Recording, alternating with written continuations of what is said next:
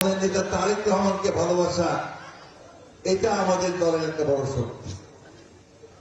আমরা সবসময় চেষ্টা করি প্রেসিডেন্ট জিয়া থেকে শুরু করে দেশের জন্য কিছু করা, কল্যাণ করা। আমাদের প্রেসিডেন্ট জিয়া আপনারা জানেন যে সময় দেশের সবচেয়ে খারাপ অবস্থা ছিল, সেই সময় তিনি সামনে আসছেন। 1971 সালে স্বাধীনতা যুদ্ধের ঘোষণা দিয়েছিলেন তিনি, তাই না? ওইটাকেও তারা পাল্টায় দিতে চাইছে।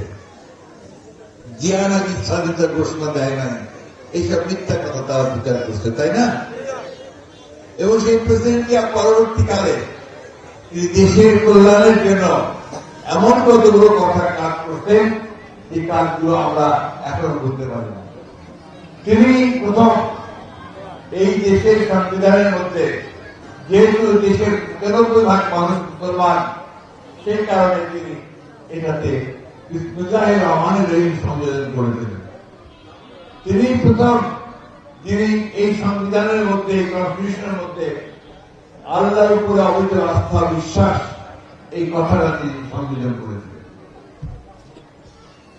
তিনি প্রথম যিনি সমস্ত রাজনৈতিক দলগুলোকে রাজনীতি করার সুযোগ দিয়েছিলেন, বহুদলীয় গণতন্ত্র চালু করেছিলেন, তাই না? তিনি প্রথম যিনি, এই যে সাংবাদিক ভাইরা এখানে আছে, তখন কিন্তু সমস্ত সংবাদপত্র বন্ধ হয়ে গিয়েছিল, এই হাসিনার বাবা শেখ মুজিব ছিল, তিনি সেটাকে করে দিয়েছিলেন, অর্থাৎ সংরক্ষণের স্বাধীনতা নিশ্চিত করেছিলেন। এই যে গার্মেন্ট ফ্যাক্টরি, আপনারা শুনুন না, আমাদের সব বেশি কম করে, বেশিরভাগ মেয়েরা গার্মেন্টস ফ্যাক্টরিতে কাজ করে, শুনছেন না? আমাদের দেশের যে আয় হয়, যে আয়টা আমরা করি, তার বেশিরভাগ আসে কিন্তু আমাদের এই গার্মেন্টস ফ্যাক্টরি থেকে। সেটাও কিন্তু শহীদ প্রেসিডেন্ট জিয়া রহমানের শুরু করা। এই যে বিদেশে লোক যাওয়া, আপনার সৌদি আরব, ওমান, তারপরে আপনার দুবাই, এই সমস্ত অঞ্চলের লোক যে তারা কাজ করে দেশে টাকা পাঠায়, এদেরকে বলে রমিটেন্সের টাকা আসে, ওটাও কিন্তু আমাদের দেশের একটা খুব বড় আয়। এটাও শহীদ প্রেসিডেন্ট জিয়া রহমান শুরু করছে।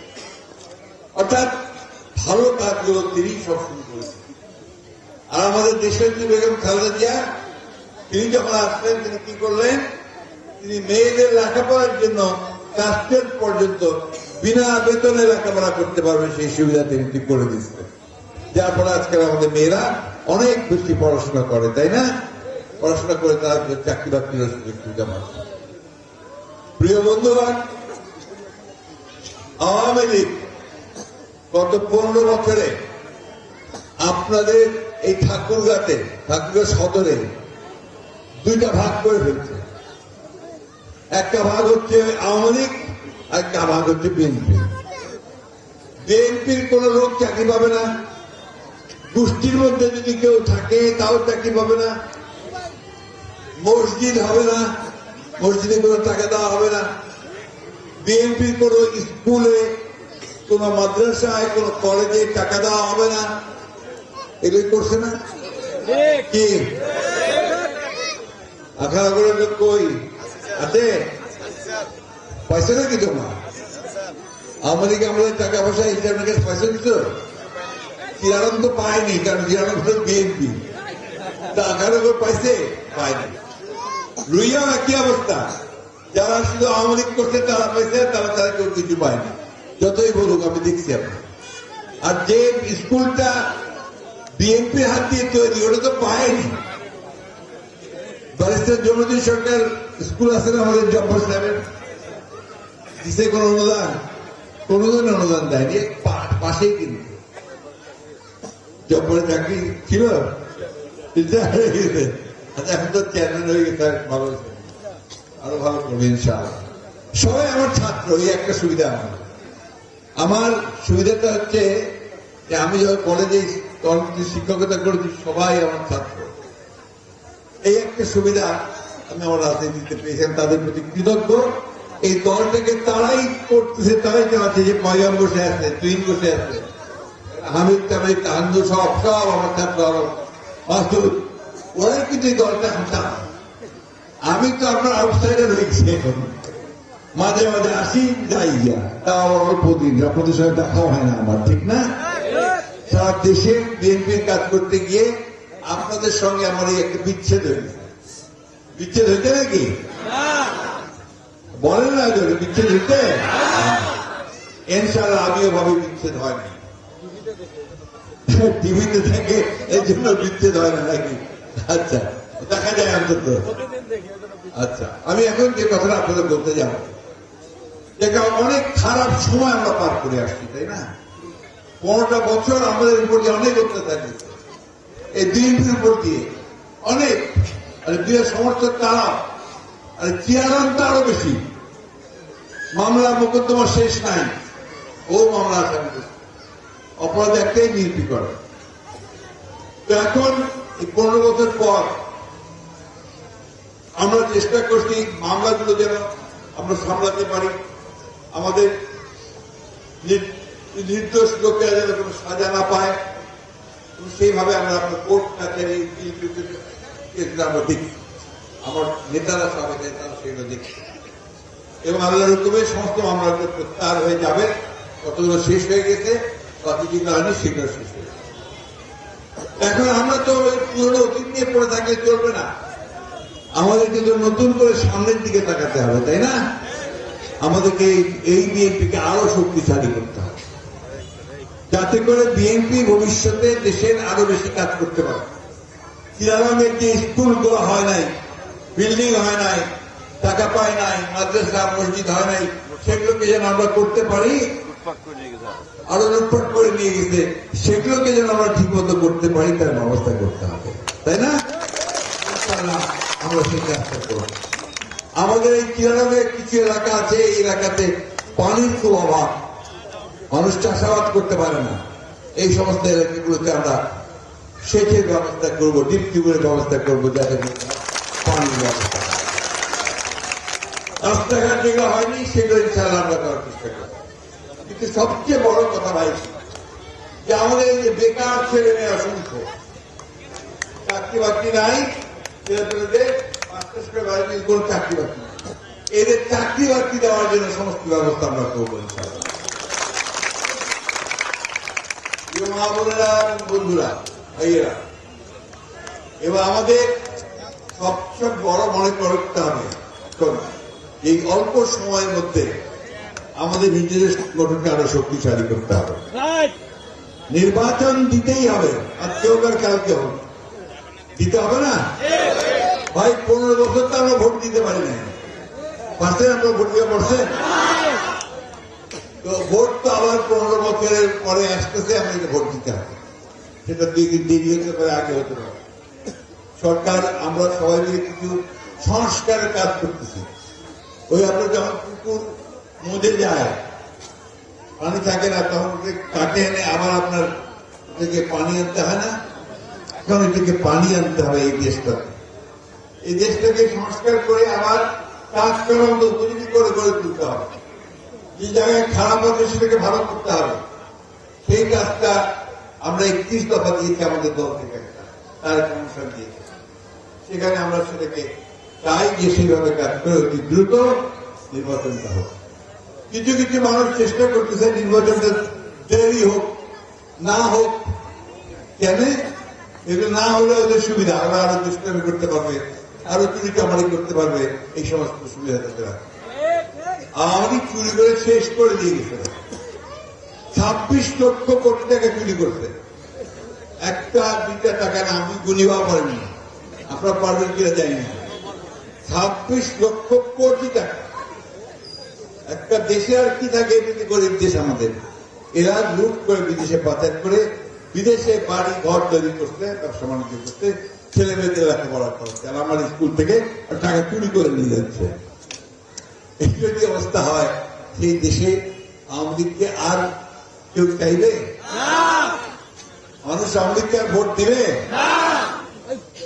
আমরা এই ঝাড়গ্রাম অঞ্চলের মানুষ সবসময় কিন্তু আওয়ামী লীগ প্রধান আমাদের প্রতিপক্ষ পাইছি, তাই না? এবং এই এলাকার অনেক মানুষ আওয়ামী লীগকে ভোট দিতে, কিন্তু এখন দেখবেন এখন আর আওয়ামী লীগকে কেউ ভোট দিতে চাইবে না, কারণ গত বছরগুলোতে তাদেরকে একটা অবস্থা তৈরি করছে, সেই অবস্থাতে এই দেশের মানুষ আর আওয়ামী লীগকে চায় না।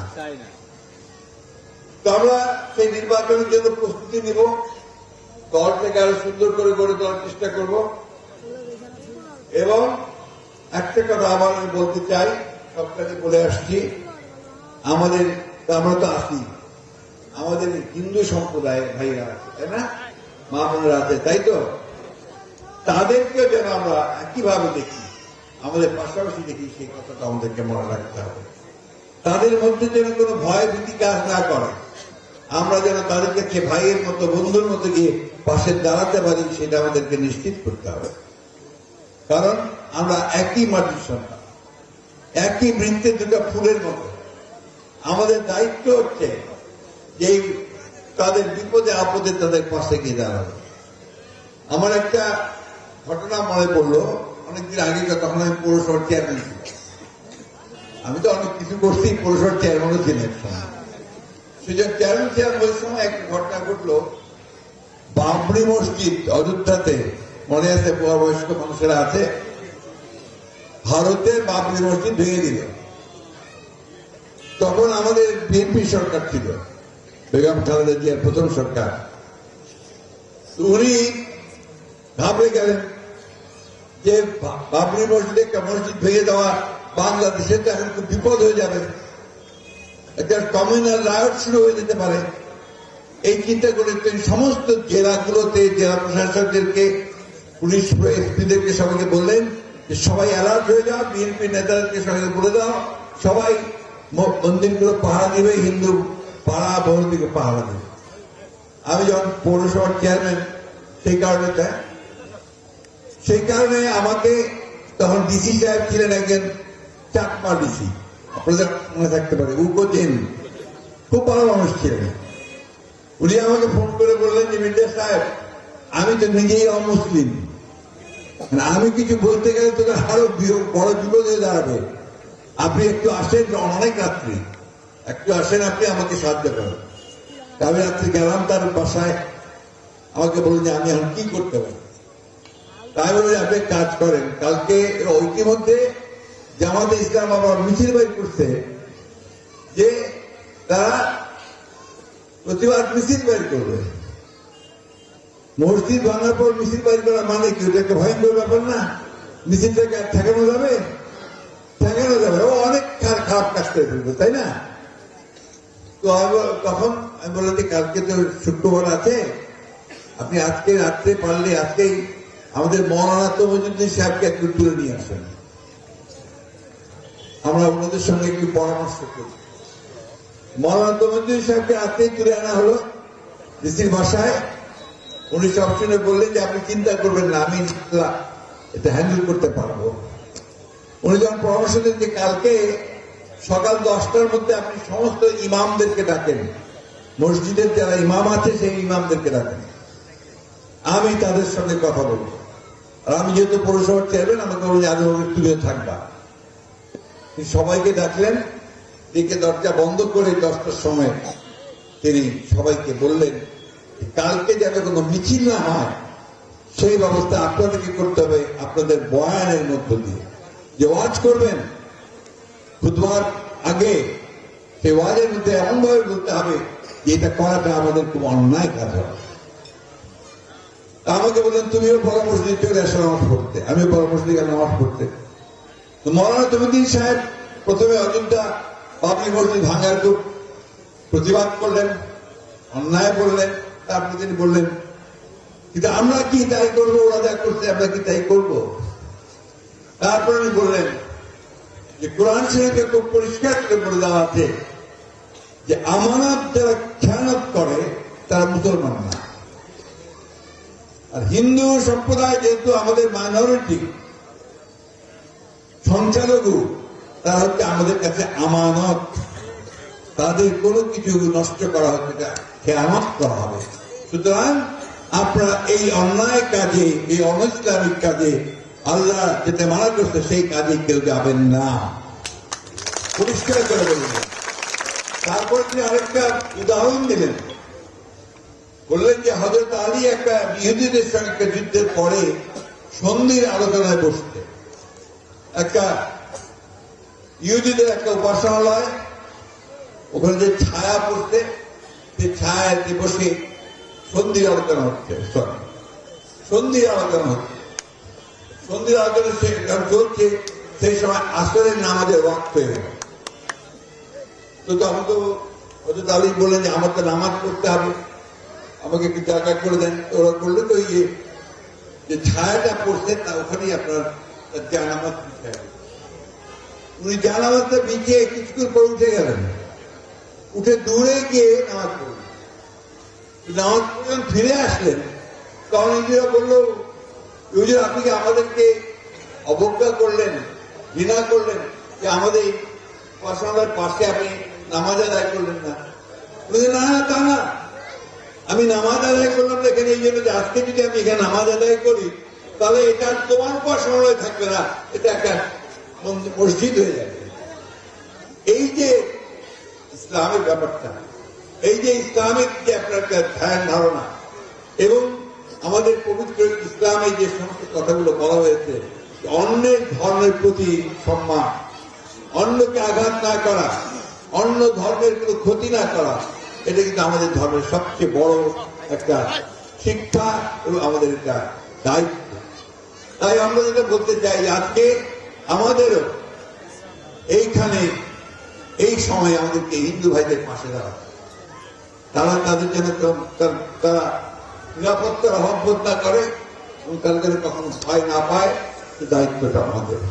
যাই হোক, বক্তব্য দীর্ঘ করবো না ভাই, আমি শুধু বলি এখন আমাদের সামনে দুইটা জিনিস, একটা হচ্ছে সংগঠনকে আরো শক্তিশালী করা আর নির্বাচনের জন্য প্রস্তুত হওয়া। নির্বাচন আমাদের করতেই হবে এবং সেই নির্বাচন আমাদের জয়যুক্ত করতে হবে। বিএনপিকে সরকারে আনতে হবে, বিএনপি ছাড়া এই দেশকে রক্ষা করা যাবে না, খুব পরিষ্কার কথা। বিএনপি পারবে একত্র রক্ষা করতে। তাই আসুন আজকে আমরা সবাই এই শপথ নেই যে যারা আমরা বিএনপি করি তারা তো করি, যারা করি না তারা আসেন, বিএনপির সঙ্গে যুক্ত হন। হিন্দু ভাই বন্ধুদের আমি অনুরোধ করবো আপনারাও আসেন, আমরা একসাথে দল করি, একসাথে একটা দেশ গড়ে তুলি, বাংলাদেশের সত্যিকার অর্থেই একটা সুখী সমৃদ্ধ বাংলাদেশ গড়ে তুলি। আমাদের নেত্রীদের নেত্রী বেগম খালেদা জিয়া, তিনি অসুস্থ আছেন, আপনারা সবাই তার জন্য দোয়া করুন যেন সম্পূর্ণ সুস্থ হয়ে যান। সুস্থ হয়ে তিনি হয়তো খুব শীঘ্রই দেশে ফিরবেন।